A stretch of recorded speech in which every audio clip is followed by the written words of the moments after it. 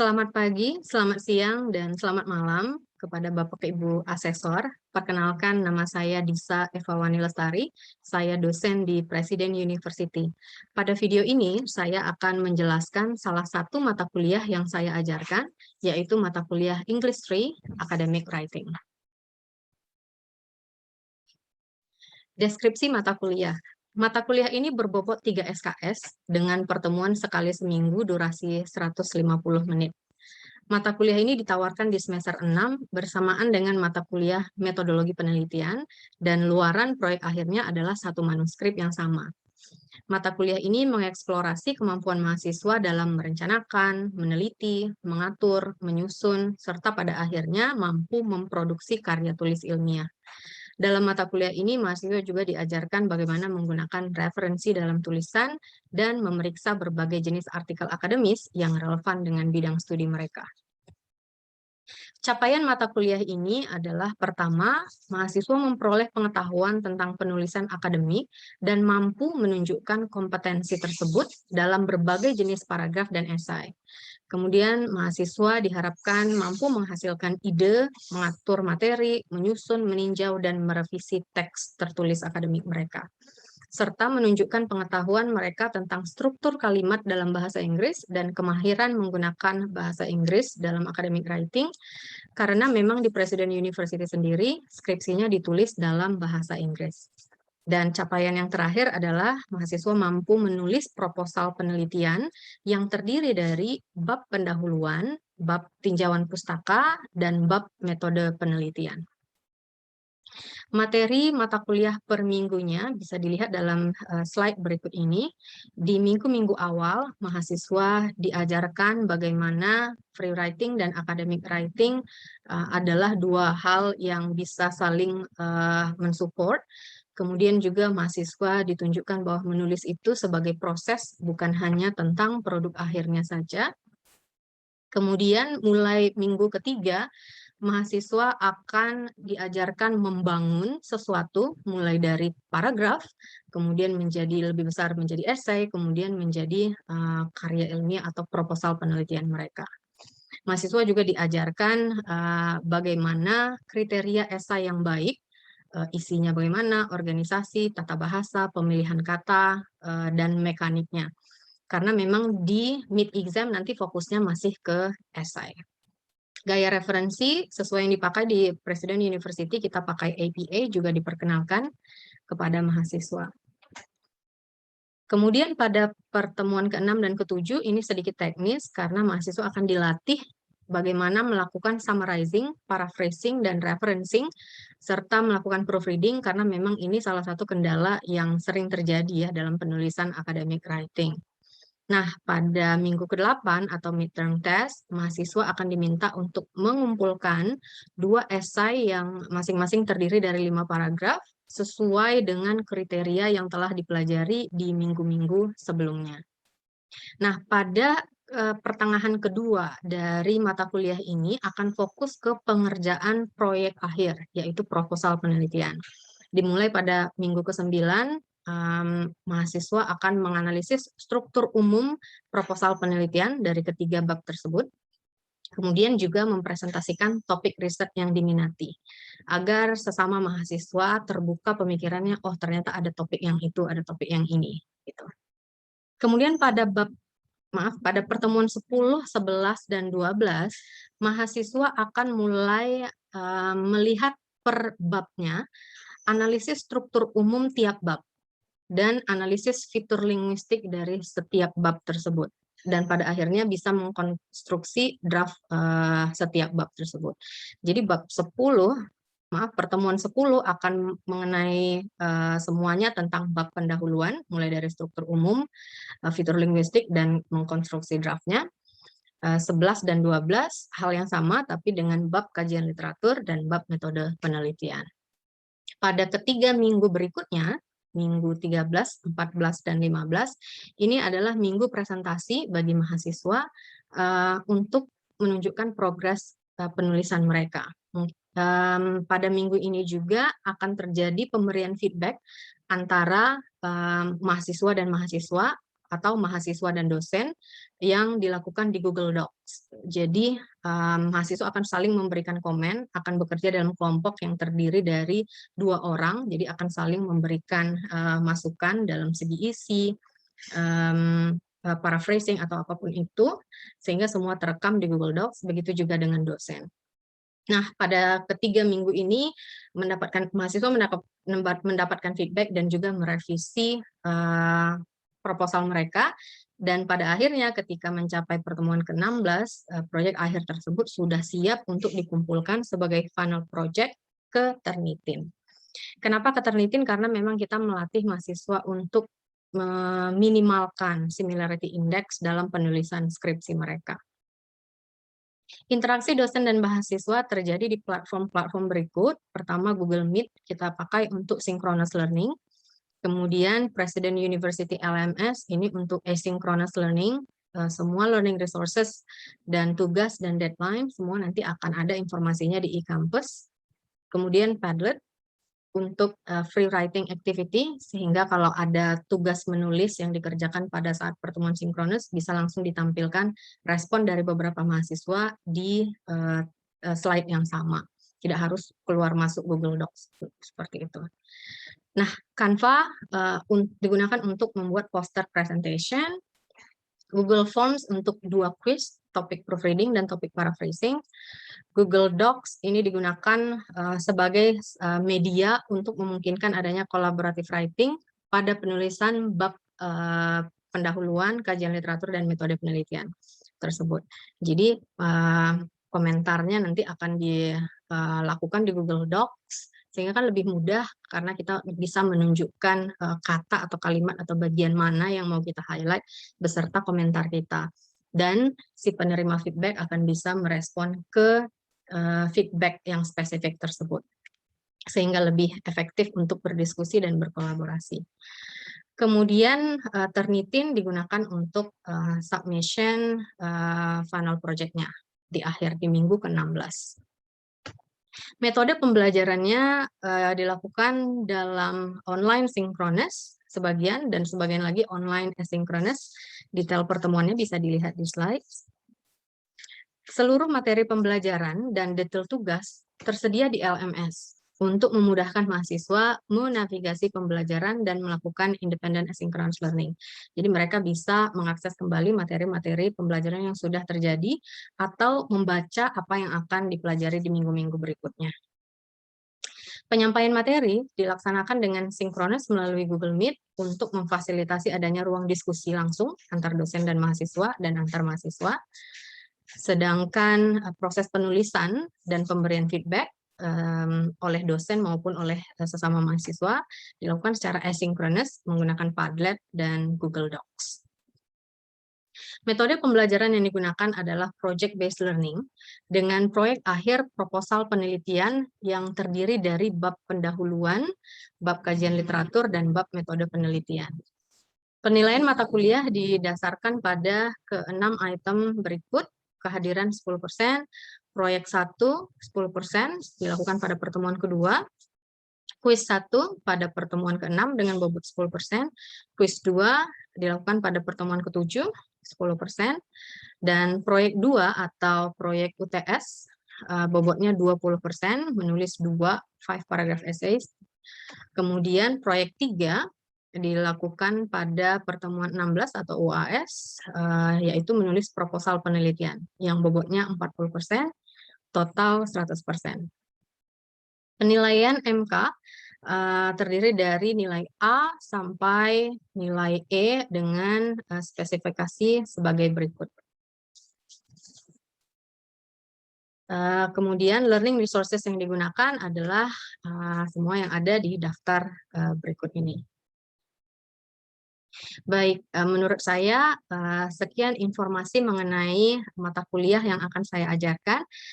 Bapak Ibu, pada kesempatan ini saya akan mulai melakukan teaching demo. Meeting yang saya pilih adalah meeting 6, pertemuan ke-6 dengan topik summarizing, paraphrasing, dan quoting. Good morning everyone. How are you today? All right, I hope everybody is healthy and everybody is happy studying from home. All right, today we are going to learn about summarizing, paraphrasing, and quoting. Maybe some of you are already familiar to one or maybe to all of these activities. Yeah. So our learning activities is first to distinguish the differences between summarizing, paraphrasing, and quoting. And after that, we will practice those three things. The learning objectives are first to identify the differences between the three and to practice those three activities. Now let's get started with the introduction. Paraphrasing, summarizing, and quoting. Anybody can explain maybe one or two or all of these terms? Yes, please, Nadia. Okay, yes. Okay, interesting. I guess you are already familiar to academic writing. Yeah? So introduction, let's have an introduction right now before we go to each of them.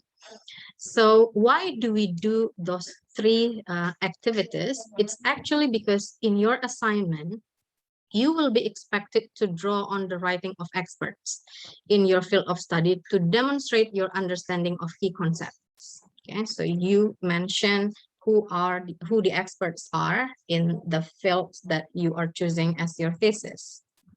You will also use this as evidence to support your arguments or to justify your claims. So your claims will be backed up by this evidences. For example, in your essay, you might say, a report written by Jones 2019 states that blah, blah, blah.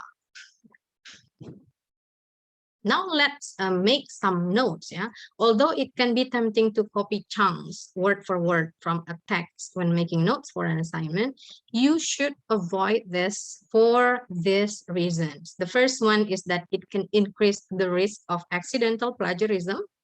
You don't want to experience that.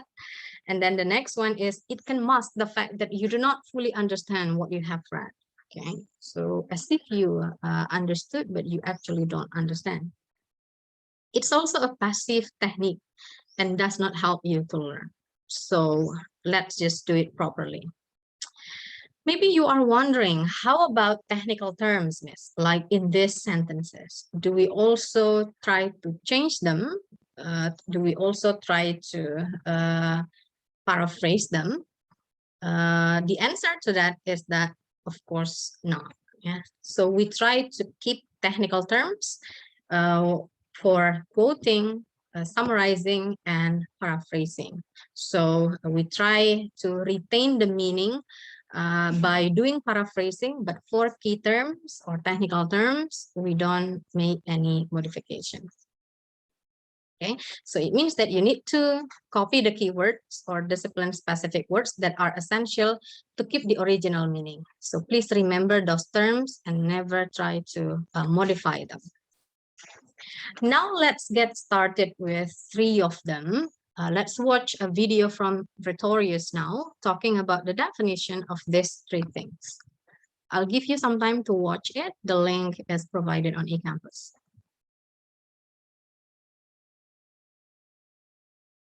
All right. So now let's get started with the paraphrasing. After watching the video, what do you understand about paraphrasing? Anybody? Yes, Jones? I see. Changing the words, keep the meaning. All right. Now let's look at the definition. Yeah? Exactly, Jones. So paraphrasing is actually expressing information in your own words, but still retaining the meaning. Make sure that you say it in your own words, but at the same time, you also retain the meaning. It's not simply replacing words with synonymous or rearranging the structure of sentences. Yeah. It's also to acknowledge the original source with proper referencing. Here are the steps to do paraphrasing. First, you need to understand or read the material. as a whole to have a full grasp or understanding about it. And then while reading, try to look at the overall meaning. Don't just focus on specific words or parts only. After each paragraph or section, you can put the reading aside, close that, and then start writing or describing it with your own words. Don't forget to include a proper citation when paraphrasing, and be careful not to change the author's meaning. Yeah, retaining the meaning in paraphrasing is very important. Let's see an example. So read the paragraph in the next slide and try to find and highlight information about learning motivation among older students studying off campus. So this is taken from Kahoot 2014. This is the original source. All right, done reading. Now let's see how it is paraphrased.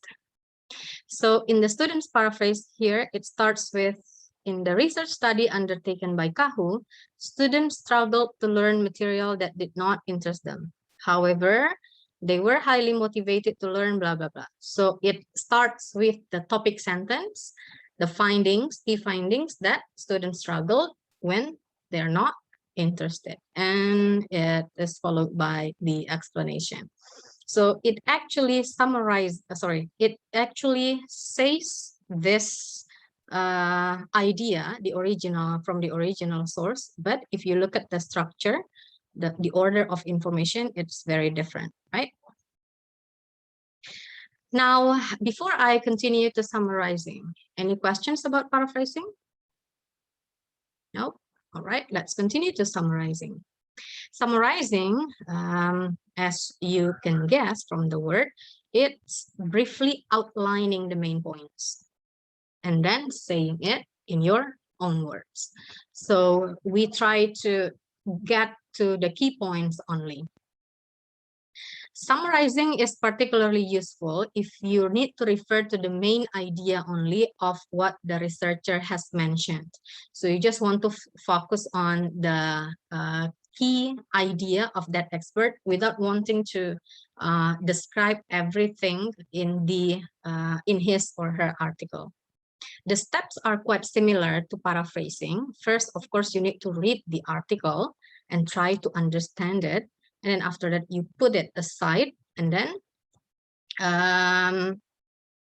try to think about the key concepts or the overall message.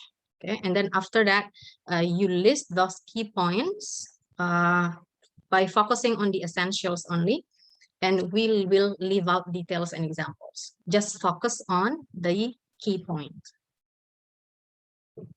And then put the source aside and state its key points in your own words. Yeah?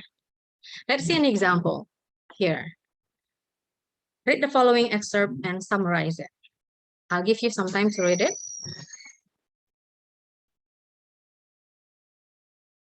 All right, now let's see how it is summarized in here. You can see that it becomes shorter. Yeah? So it focuses on the main idea only. It doesn't mean that when summarizing, the important thing is just to make it shorter. No, the thing we need to make sure is that we make it shorter, but still retaining the key concept.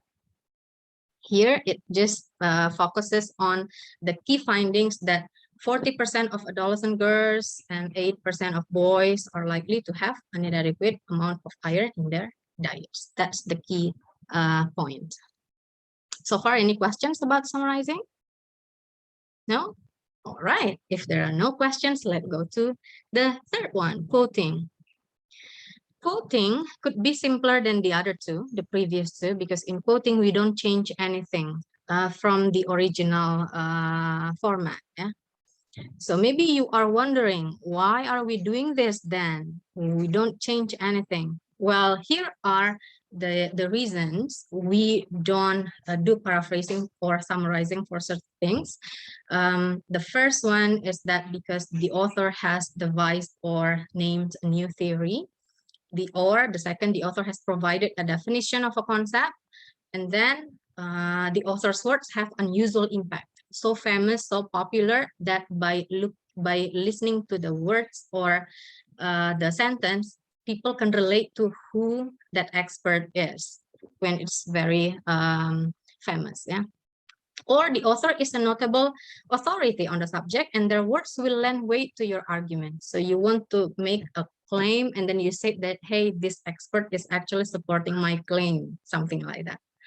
Or you are expected to use examples to justify your interpretation, backing it up with an expert's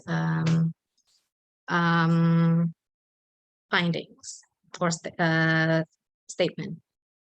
Quoting tips. Keep the quote as brief as possible and try to integrate it into the development of your argument or discussion. Meaning that quoting is not simply copying and pasting from the original source and put that into your paper. No, it's a big no. After your quote, you have to show how it is relevant to the argument you are building. So you have to discuss the direct quote itself and show the relevance of it into your writing. Here is an example of short quotes, because we have short quotes and long quotes. The example is this. Okay, as you can see in here, it starts with according to Skolt. Okay, and then it uses exclamation marks. Okay, and then it's part of the sentence, your sentence. Okay, you put it in the same sentence. Now let's look at this long quote. As you can see in here, the long quote is in here. So it is separated from your sentence and it is indented, right? So this is the system of writing long quote. Don't forget that. And then as you can see in here, there is a discussion at the end to show how that long quote, that quote is relevant to the argument the writer is explaining. All right. Do you have any questions so far about quoting? No, I guess you are still looking forward to the practice. Yeah. Now it's your turn to shine. We want to do paraphrasing for our practice today. So read this extract. The assignment topic is here. What does it mean to be homeless and why is it so hard for governments, charities, and social commentators to agree on a definition? Here is the original text from Abby. I'll give you some time to read it. Done? Okay. Now join me at Padlet for this practice. Please scan this barcode or go to the link I've provided below. Type your paraphrased version of the previous article or paragraph I have shown you before and leave your paraphrase there with your name.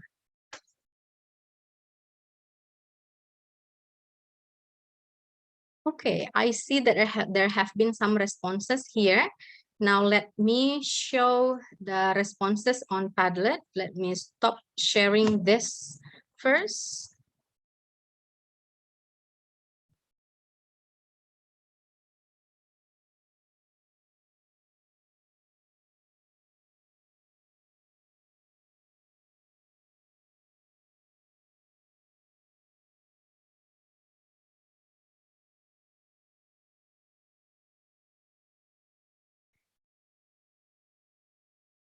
Okay, so here is the responses. We have received 10 responses. Now let's focus on this from Muchalinda. Yeah. Okay, good. So what Muchalinda has made in here is that she retains the terms. Yeah. So homelessness. Okay, it starts with it's complicated. Therefore, there are many different opinions. So it's complicated. Therefore, there are many opinions, different opinions. While let's look at Geraldine Ayu. Okay, it starts directly with that. There are various ways to define it. Yeah, so it's a different order of information if you compare between Mucha and Geraldine. Now let's see if they are retaining the message. Mucha, okay, for this reason, there are many different opinions, and then the characterization, the culture, and the history. All right. Yes, great, great. You retain the meaning. Now, Geraldine Ayu, he also mentioned that it's okay. What constitutes a home is also informed by our culture and history. Yes, yes. So you both mentioned that there are so many ways of defining homelessness, and they are bound to culture and history. Good. So I think those are good examples of how you do paraphrasing. So far, do you have any questions? Okay, yes, there is one here. Let me read it.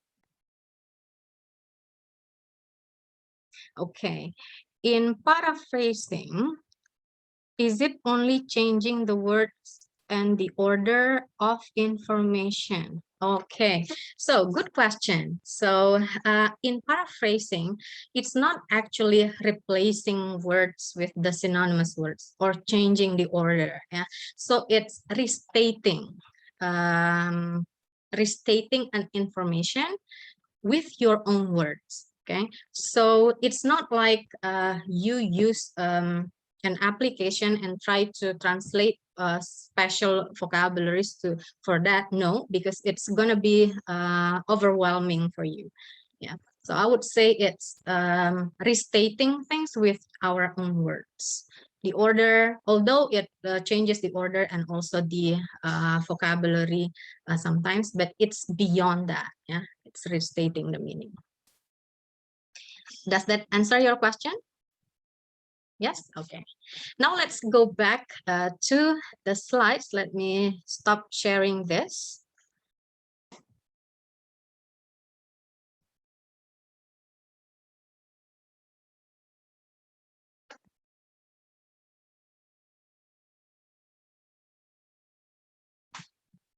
Okay, we are done with the practice. Now let's conclude what we have learned for today. Yeah. So first, we already know that paraphrasing, summarizing, and quoting play an important role in academic writing, especially to provide evidence to our claims. And also paraphrasing, summarizing, and quoting require critical thinking skills.